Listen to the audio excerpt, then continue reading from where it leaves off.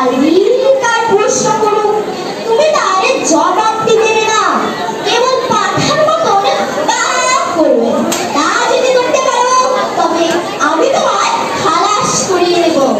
চাচা বললেন, আপনি করতে যা বলে আমি তাতেই রাজি আছি।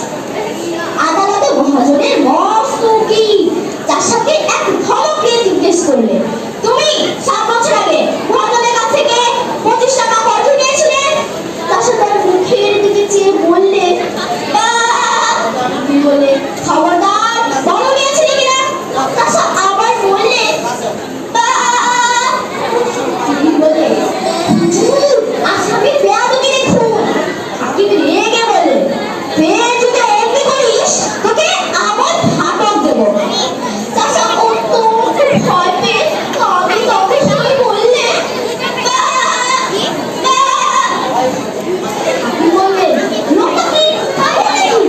তখন চাষার বিরুদ্ধে বলল, হুজুর ওকে আজকে পাগল ও বহুকালের পাগল, জন্মে অব্দি পাগল।